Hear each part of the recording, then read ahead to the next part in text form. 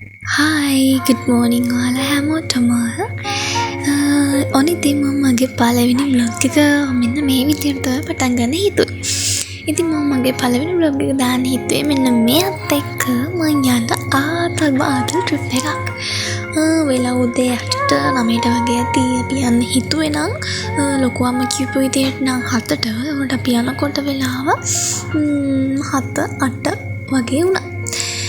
ඉතින් අපි මේ යන්නේ කොහෙද දන්නවද? අපි යන්නේ ගාල්ලේ ලස්සන තැන් ටිකක් බලන්න තමයි අපි යන්නේ. ඉතින් මේ යන ගමන් යයි මයින් කාර් ගියා. අය මන් දන්නේ මම මේ කියන දේවල් වලයි වීඩියෝ ක්ලිප්ස් වලයි අඩුපාඩු ඇති. මේ මගේ පළවෙනි vlog එකනේ. ඉතින් ඔයාලා ගණන් ගන්න එපා. ඊළඟ vlog එක මේකේ තියෙන අඩුපාඩු බලලා හදලා ලස්සන vlog එකක් එන්න. හරිද? ඊට පස්සේ අපි ගිහිල්ලා උදේට කන්න නැවැත්තුවා. මම බලන් හිටියා මම මොනවද කන්න නැගෙන කියලා මට බහින්න කම්මැලි හිතුණා. බලමු අපි මොනවද ගේන්නේ කියලා මට කන්න. ඔන්න අරන් ආලා තිබ්බා. ලොකු දෙයක් නම් කන්න හිතුන්නේ නෑ ඒ වෙලේ. මේ ගෙන අපි කාලා ෂේප් එකේ යන්න තමයි හිටියේ. ටිකක් කියනවා මට නම් තේරෙන්නේ නැහැ. මට මතකත් නැහැ ඒ වෙලේ මොනවද කිව්වේ කියලා.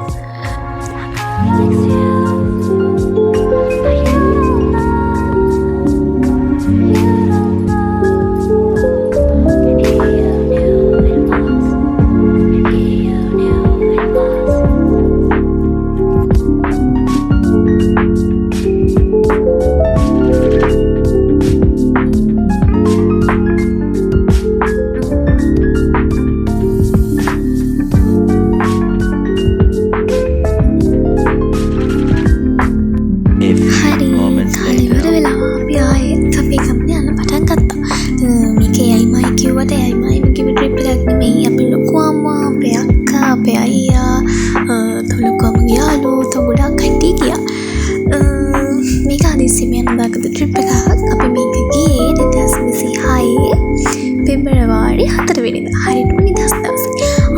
අහන්නෝ මෙන්න මෙතෙන්දි මාර වැඩක් වුණා. හරිද? ඔන්න දැන් අපි හයිවේ එකට එක්සිට් වෙන තැනට ගියා. ගියාට පස්සේ මෙන්න මේ පොලිස් අංකල් ඇවිල්ලා මේ ඩ්‍රයිවර්ට කිව්වා ෂීට් බෙල්ට්ස් දෙනවාද කියලා. අපි හැමෝටම ෂීට් බෙල්ට් තිබ්බ නැහැ. මේ ඉතින් එයා කිව්වා මේ හයිවේ එකකින් දාන්න දෙන්න බෑ හරව ගන්න කියලා. මම විතර මේ හෙන්න මවුලෙන් ඉන්නේ දැන් අපිට ට්‍රිප් එක යන්න බැරි වෙයිද? මොකද්ද වෙන්නේ කියලා බලන්නකො. ඊට පස්සේ අපි මොකද කරේ කියලා.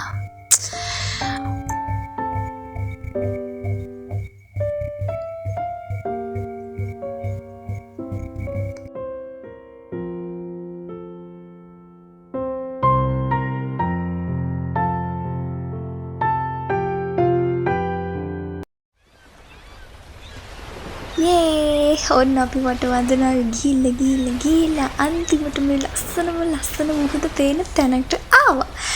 මුහුද දැක්කම මට හිතුණා අනේ ට්‍රිප් එකේ අනිත් තැන් වලට ගියේ නැතත් කවන්නේ මට මේ මුහුද පේන තැනට එන්න පුළුවන් වුණානේ කියලා. ඇත්තටම මාර මාස තැනක් තමයි මේ මුහුද කියන්නේ. මුහුදත් එක්ක තියෙන මට මාර ගනුදෙනුවක්. හැබැයි ගනුදෙනුව තියෙන හිටි. මොකද මට උදේ හවස බීච් එක පේනමයි මේන ළමෙක් නෙවෙයි මම. මං ඉන්නේ ඇත්තටම කඳු කරේ. ඉතින් මට මේ මුහුද දකින්නකොට මාරම සතුටක් තියෙන්නේ. ඉතින් අහන්නකෝ බීච් එක දකිද්දී මට සතුට දෙගුණ වුණා. ඊට පස්සේ ලස්සන මුහුද පාස් කරගෙන මං ආවා මාදුගඟේ. මේ මං යන්නේ මාදුගඟේ බෝට් රයිඩ් එකක්. අපි හැමෝම ලොකු අම්මා අයියා එතකොට මගේ එයා අපි කට්ටියම මේ මාදුගඟේ බෝට් රයිඩ් එක ගියා. මේක ගොඩක් වෙලාත් මෙතන හිටියා. ඒ කියන්නේ බෝට් රයිඩ් එකට යන්න කලින් ගොඩක් වෙලා හිටියා. මොකද මේ බෝට් එක අරන් යන්න හිටියේ පොඩි ළමයි දෙන්නෙක්. ඉතින් අපේ කට්ටිය කැමති වුණ නැහැ මේ පොඩි ළමයි දෙන්නෙක් එක්ක මේ බෝට් රයිඩ් එක යන්න. මොකද අපේ චූටි බබාලා හිටියේ හින්දා අපි එතන හිටිය ලොකු කෙනෙක් එනකම්ම හිටිය බෝට් එක අරන් යන්න. ඊට පස්සේ ලොකු කෙනෙක් ආවට පස්සේ තමයි අපි එතනින් ආවේ. ඉතින් මට ඒ ටික වීඩියෝ කරගන්න බැරි වුණා. මම මෙතන මෙයත් එක්ක තරහ වෙලා ඉන්නේ. මොකක් හරි එකකට මට මතක නැහැ තරහ වෙලා ඉන්නේ කොහොම හරි. පේන්න දුවුණ.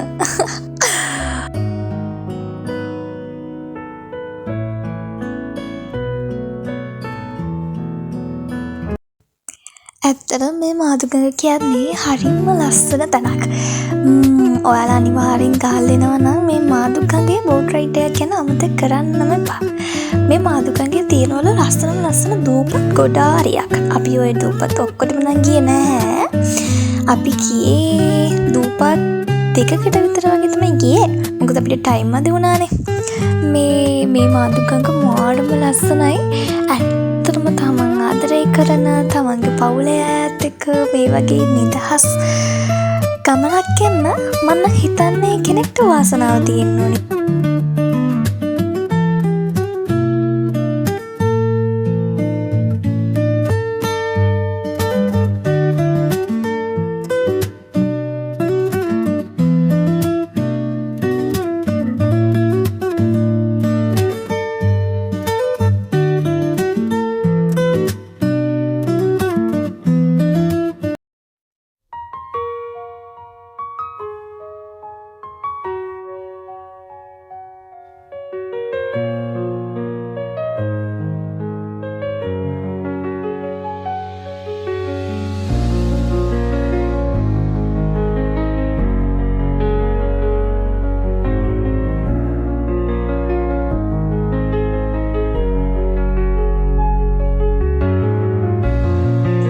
අපි ආවා එක දූපතකට. මාදුගඟේ තියෙන එක දූපතකට ආවා. අපි දැන් මේ යන්නේ මාදුගඟේ තියෙන දූපතක තියෙන ලස්සන කුරුඳු ගෙදරකට. මේ ගෙදර කුරුඳු හදන විදිහ, කුරුඳු වලින් කරන දේවල්, ඒගොල්ලෝ කුරුඳු ගන්න විදිහ, වේලන විදිහ හැමදේම ලස්සනට පිළිවෙලට ලස්සන අක්කා කෙනෙක් ඇවිල්ලා කියලා දෙනවා.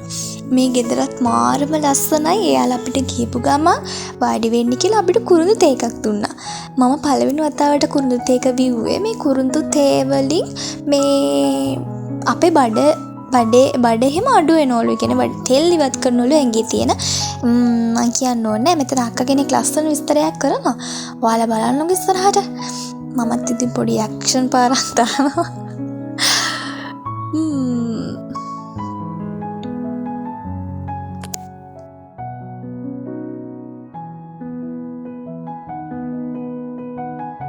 තියෙන එයාලා මේ වේලපු කුරුඳු වේලලා ඔන්න ඔය විදිහට තමයි එයාලා තියලා තියෙන්නේ.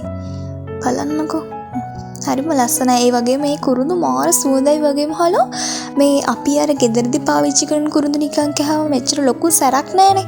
මේව මාර සැරයි. ඒ වගේ මේගොල්ලන් කුරුඳු තෙල් එකක් තියෙනවා.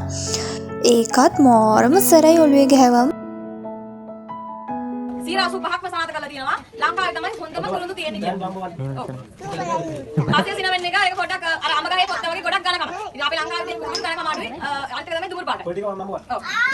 හරි කොලිටිස් දැන් අපි ලංකාවේ කොලිටිස් තුනක් තියෙනවා. C4 C5 ඇල්බා කියලා. දැන් මේ C4 C5 ඇල්බා හදන්නේ මේක හැම තමයි. වෙන ගස් වලින් හදන්නේ නැහැ. මේකෙන්ම තමයි ගන්න විදිහ පොඩ්ඩක් වෙනස්.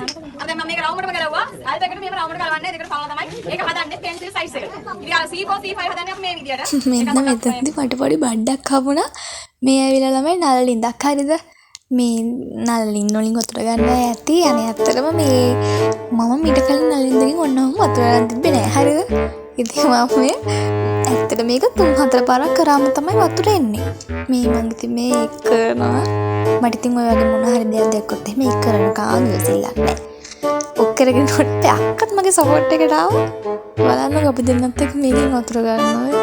මට හේන සතුටුයි හරි දෝගෙන් වතුර ආවට පස්සේ හේනට දඟලලා මරු අපේ අක්කලත් වැඩක් නැහැ වගේ ඒකම කර ඉන්නවා. ඒ වතුර ඇත්තටම කූල් හොඳේ මානම රසයි ඒ වතුර. ඔය අපේ අක්කගේ තියන්නේ එයාලා දුන්න අපිට කුරුඳු අරන් යන්න. ඊට පස්සේ අපි එතනට බයි කියලා අපි එතනොත් යන්න ගියා. ඔය අපි දැන් ආය යනවා අපේ බෝට් එකට.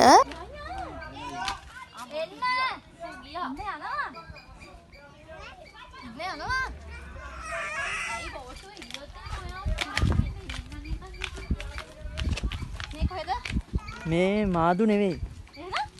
පිස්සු මාදු තමයි. දැක්කද ළමයි තමගේ ගර්ල්ෆ්‍රෙන්ඩ් රැටුනා මහා අයියෙන් බඩල්ලගෙන hina වෙන බෝයිෆ්‍රෙන්ඩ් කෙනෙක් තමයි මට ඉන්නේ. යන්න ඉක්මනට යන්න. මම වැටුනම එයාට හරි hina. බලන්නකෝ අපි දැන් ගිහිල්ලා බෝට් එකට ගිහිල්ලා නගින තැන. මාසයි ඒ වගේ මං සෑහෙන්න බය වුණා හොඳ. අපි නැග්ගේ ওই බෝට් එකේ ඉස්සරහට. ඒ කියන්නේ ඉස්සරහම තියෙන කෑල්ල අර උල වගේ කෑල්ලක් තියෙන්නේ. අන්න ඒකට තමයි නෙන්නේ හරිද?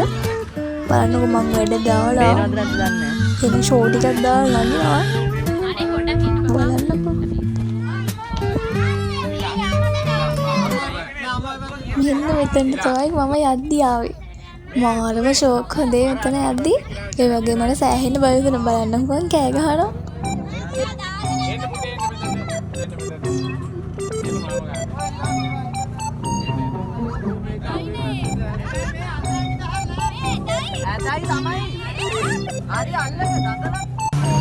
අනේ පද්දන්න නම් එපා කියන්න.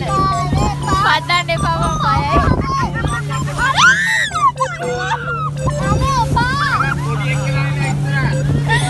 මේ මාල්වි කියනවා පද්දන්න එපා මම පයින්නවලු. මාල්ගේ මාවත්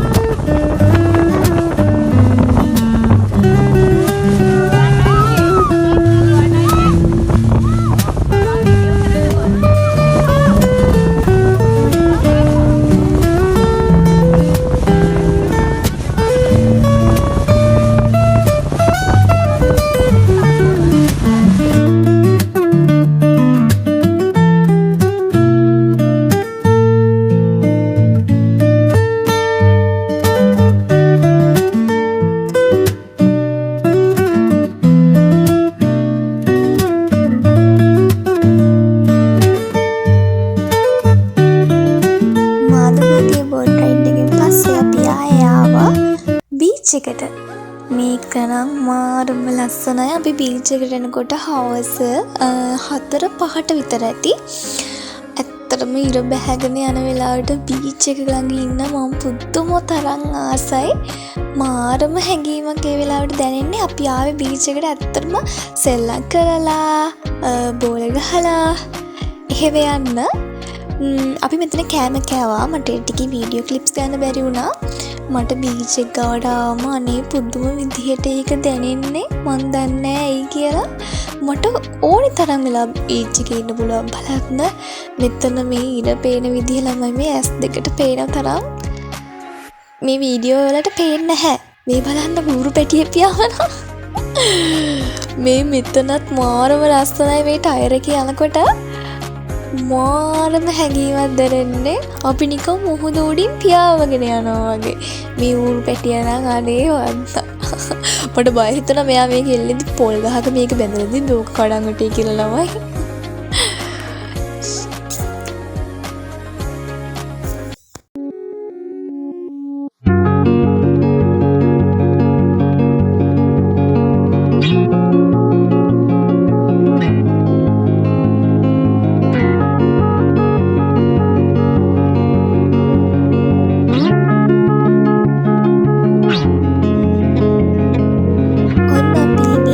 රෑ වෙනකන් සෙල්ලම් කරලා ගාලු කොටුවට ආවා. ගාලු කොටුවට එනකොට රෑ වුණා. අපි මේ ගාලු කොටුවේ ලයිට් හවුස් එක ගාවට තමයි මේ යන්නේ. ලයිට් හවුස් එක ගාවට ගිහිල්ලා සින්දු කියලා පොඩ චිල් වෙන්න හිතුවා.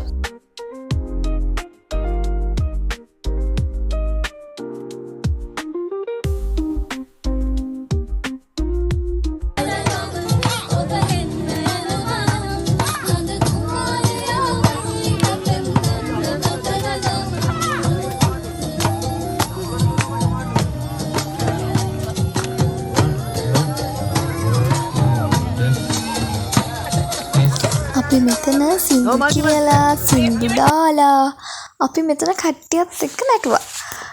ඇත්තටම යාළුවොත් එක්ක තමන්ගේ පවුල අයත් එක්ක මෙහෙම ඇවිල්ලා සින්දු කියලා නටලා විනෝද වෙලා යන එක තරම් මම මේ ලෝකෙන් ආස කිසිම දෙයක් නැහැ. මං ඇත්තටම ආස හැමතැනම හැමදාම ඇවිදින්න. මං කැමති නෑ ඇත්තටම සංකීර්ණ විදිහට ජීවත් වෙන්න ආස කෙනෙක් නෙමෙයි. මං හැමතිස්සෙම මම ආසයි හැම වෙලෙම අපිට හැමතැනම ඇවිදලා හැමදාම ට්‍රිප් යන්න තියනවා නම් මම මාර ආසයි. ඒත් එක්ක කරන්න බෑ මේ ජීවිතේ. ඒ වුණාට මේ විදිහට හැමදාම ෆන් එකේ ඉන්න තියෙනවා නම් ජීවිතේ මාරම ලස්සන වෙයි. එහෙමට ඉතින් බෑනේ අපිට සල්ලි ඕනේ. සල්ලි ඕනේ නිසා මහන්සි වෙන්න වෙනවා. වැඩ කරන්න වෙනවනේ. ඉතින් අපිට හැමදාම ෆන් අරගෙන ඉන්න අමාරුයි. අපි ඒ වුණාට ෆන් ගන්න ජීවිතේ සතුටින් විඳින්න දවසක් කාලයක් අනිවාර්යයෙන්ම වෙන් කර ගන්න ඕනේ. මේ යන්නේ අපේ ට්‍රිප් එකේ අවසාන කොටස. සින්දු කී අපි අන්තිම වෙනකන් ගෙදරට එනකම්ම ගියා. ඉතින් මගේ බ්ලොග් එක බලලා ඔයගොල්ලොන්ටත් ආස හිතුණා නම් තව බ්ලොග්ස් ඕනි නම් මට කමෙන්ට් කරන්න, මාව සබ්ස්ක්‍රයිබ් කරගෙන යන්න.